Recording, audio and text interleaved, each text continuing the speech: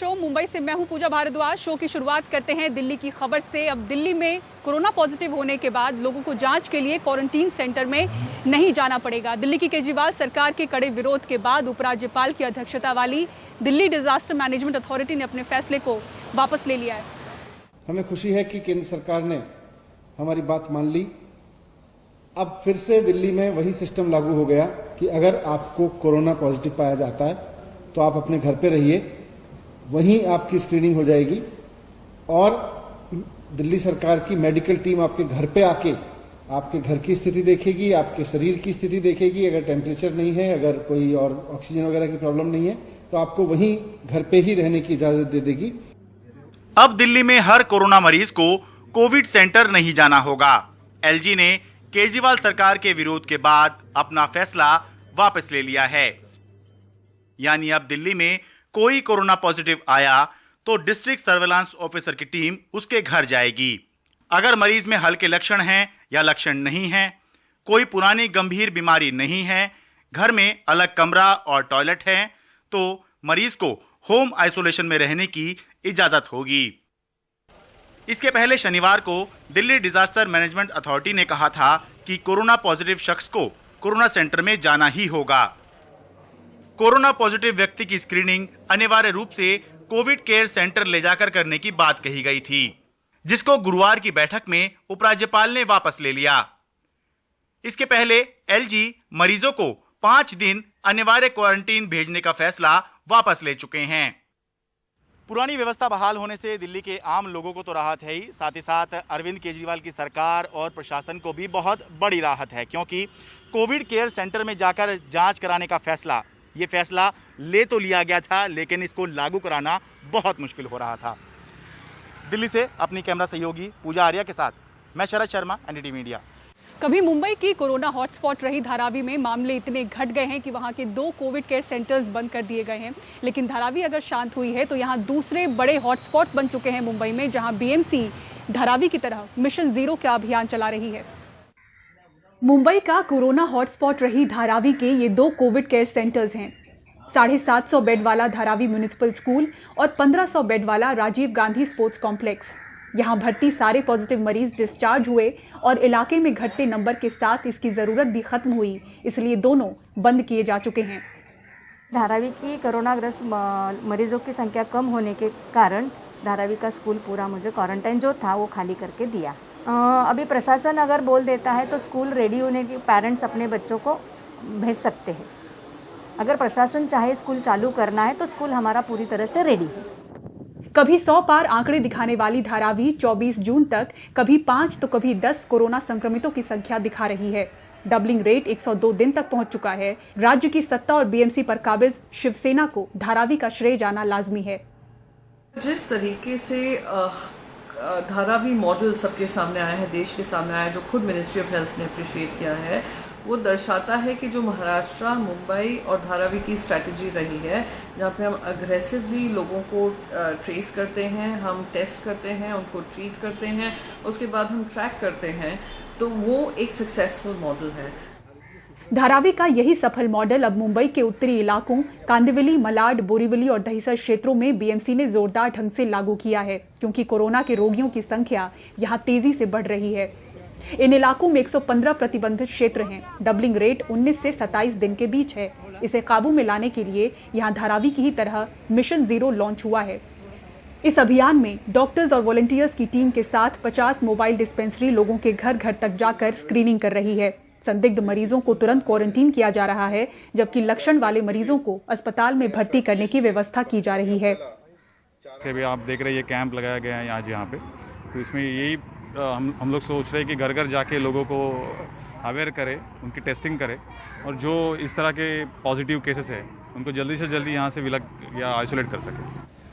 मुंबई के नए हॉटस्पॉट बने मालाड के इस पी नॉर्थ वार्ड में महज 7 दिनों में 721 नए मामले रिपोर्ट हुए हैं। मुंबई शहर में ऐसे 7 वार्ड हैं जो नए हॉटस्पॉट बन बीएमसी की चिंता बढ़ा रहे हैं। मुंबई से सुनील सिंह के साथ पूजा भारद्वाज की रिपोर्ट, एनडीटीवी इंडिया के लिए। और अब ये बात करते हैं उत्तर मुंबई की, जहां कोरोना के संक्रमण के मामले तेजी से बढ़ते जा रहे हैं। इसलिए आलम यह है कि अनलॉक में भी यहां के 27 इलाकों में पूरी तरह से लॉकडाउन है। सुनील सिंह की रिपोर्ट देखिए। उत्तर मुंबई के 27 इलाके कुछ इसी तरह सील कर दिए गए हैं और पुलिस लोगों को घरों से बाहर नहीं निकलने दे रही है। कानून के हिसाब से जो कार्रवाई है वो लोग हम करते हैं 188 आईपीसी मुताबिक और एपिडेमिक डिसीज एक्ट इसके मुताबिक जो एक्टिविटी होती है, कोई दुकान खुला है या कोई डबल सीट बाइक पे चल रहा है या कोई कानून तोड़ रहा है, वो हिसाब से हम लोग रोज कार्रवाई करते हैं। समझाने से नहीं समझेगा तो उसके बाद कानूनी कार्रवाई तो करना ही है। 13 जून के बाद से अब तक पूरे उत्तर मुंबई में 1391 लोगों के खिलाफ कार्रवाई की जा चुकी है। लॉकडाउन का पालन कराने के लिए कहीं कहीं पुलिस ड्रोन कैमरे का भी इस्तेमाल कर रही है। पुलिस का मानना है कि 6 जून को अनलॉक होने के बाद इन इलाकों में तेजी से मामले बढ़े हैं। 15 जून तक जहां सिर्फ 5,970 मामले थे, वो 23 जून यानी सिर्फ 8 दिन में बढ़कर 7,571 हो गए।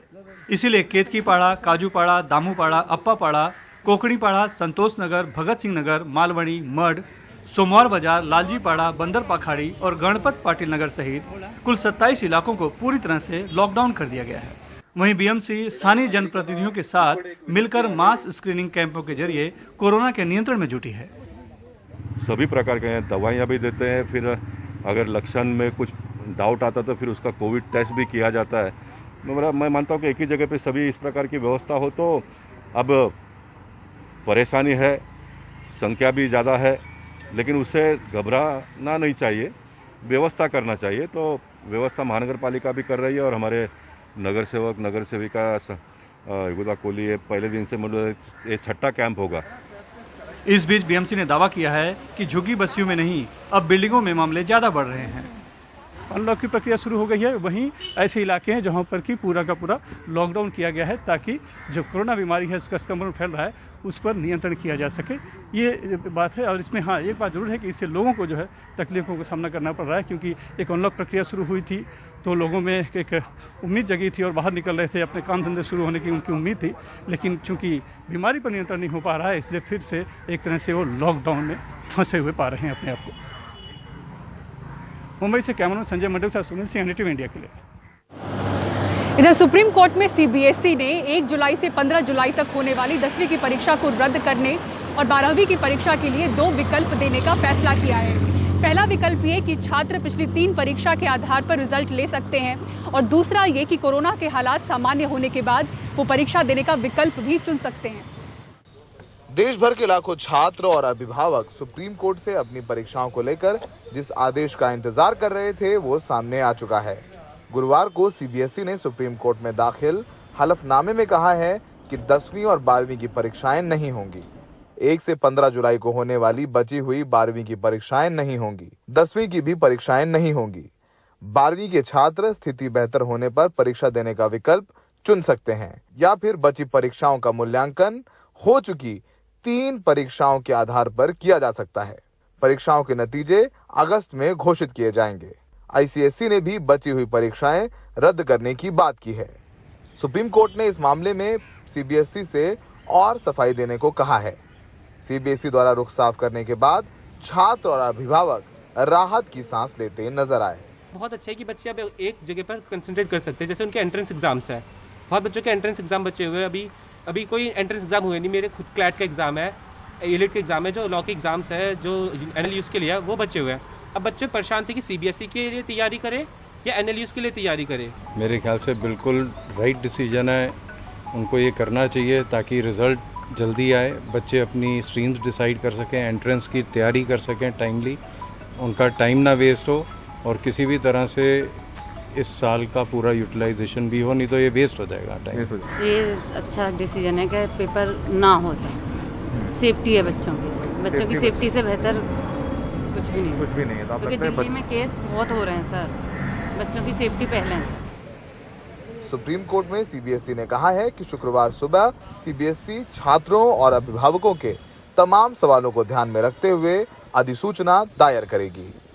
छात्र राहत महसूस कर रहे हैं कि उन्हें अब 12वीं की परीक्षाएं नहीं देनी होगी, लेकिन छात्र अब ये मांग कर रहे हैं कि जुलाई में होने वाली आईआईटी, जेईई और नीट की एंट्रेंस एग्जाम्स हैं उसको भी पोस्टपोन किया जाए, यानी आगे के लिए स्थगित कर दिया जाए, क्योंकि जुलाई में केसेस और बढ़ सकते हैं कोरोना के और छात्रों का कहना है कि वो अपनी जान जोखिम में नहीं डालना चाहते। दिल्ली से सहयोगी आशीष भार्गव और अशोक महाले के साथ सौरभ शुक्ला, NDTV इंडिया। आम लोगों के लिए अस्पताल में जगह नहीं और बन रहे हैं वीवीआईपी कोविड ट्रीटमेंट सेंटर। पूरी खबर ब्रेक के बाद। देखते रहिए सिटी सेंटर शो।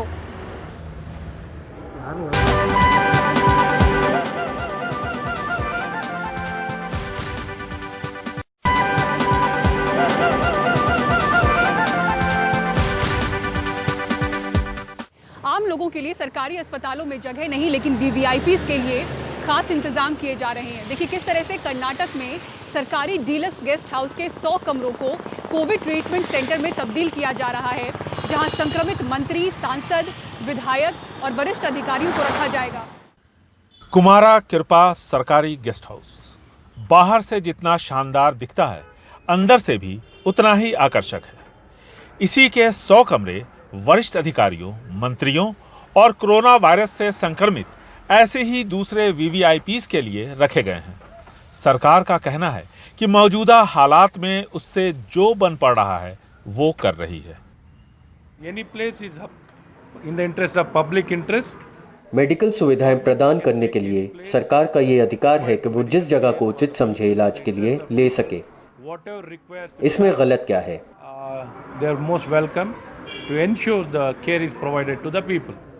वैसे तो कुमारा कृपा गेस्ट हाउस में आम लोग भी बुकिंग करवा सकते हैं, लेकिन तरजीह वीवीआईपी को ही दी जाती है। चूंकि इसे कोविड ट्रीटमेंट सेंटर में बदला जा रहा है, ऐसे में यहाँ क्षमता से सिर्फ 33% बुकिंग लेने के निर्देश जारी किए गए हैं। वीवीआईपी कोविड ट्रीटमेंट सेंटर पर विपक्ष कांग्रेस को ऐतराज है। तो आपके पूरे हॉस्पिटल्स बंद फिल हैं, आपके पास आईसीयूज नहीं है, वेंटिलेटर्स नहीं है, एम्बुलेंस नहीं है। मेरा सरकार से सीधा सवाल यह है कि विशेष फैसिलिटी क्यों चाहिए? आपने 2.5 महीने जो लॉकडाउन किया था उसमें ये सब फैसिलिटी क्यों नहीं बनाई? जैसे सबको अच्छी फैसिलिटी बनाते तो उसी में ये भी लोग जाते हैं। कुमार कृपा गेस्ट हाउस में वीवीआईपी कोविड ट्रीटमेंट सेंटर बनाने को लेकर विवाद इसलिए उठ खड़ा हुआ है क्योंकि सरकारी अस्पतालों में बेड्स खाली नहीं है और यहाँ सुविधाओं की काफी कमी है। इस सरकारी गेस्ट हाउस में वीवीआईपीज को जो सुख सुविधाएं मिलेंगी वो किसी कॉरपोरेट अस्पताल के डीलक्स रूम से भी कहीं ज्यादा होंगी, क्योंकि यहाँ कमरे काफी बड़े हैं और खिड़की खोलते ही बाहर फल फूल, पेड़ पौधे सब कुछ देखने को मिलेगा। वीवीआईपीज को अपने वीवीआईपी होने का एहसास होगा, भले ही आम लोग अपनी बेबसी पर आंसू बहा रहे हों। किसी भी सरकार को इससे क्या फर्क पड़ता है। बेंगलुरु से कैमरामैन कुमार के साथ निहाल खिदवई, एनडीटीवी इंडिया। और अब आइए बात करते हैं मौसम की। उत्तराखंड, जम्मू कश्मीर और लद्दाख समेत दिल्ली में भी मानसून ने दस्तक दे दी है। दिल्ली के कई इलाकों में आज झमाझम बारिश हुई। मौसम विभाग के मुताबिक कुछ इलाकों में भारी बारिश की संभावना है और अगले 3 दिनों तक बारिश के साथ तापमान 36 डिग्री के आसपास रहने की बात कही जा रही है। बीते कई दिनों से दिल्ली के लोग भीषण गर्मी से परेशान थे, लेकिन अब मानसून के आने के बाद इससे राहत मिलती हुई नजर आ रही है।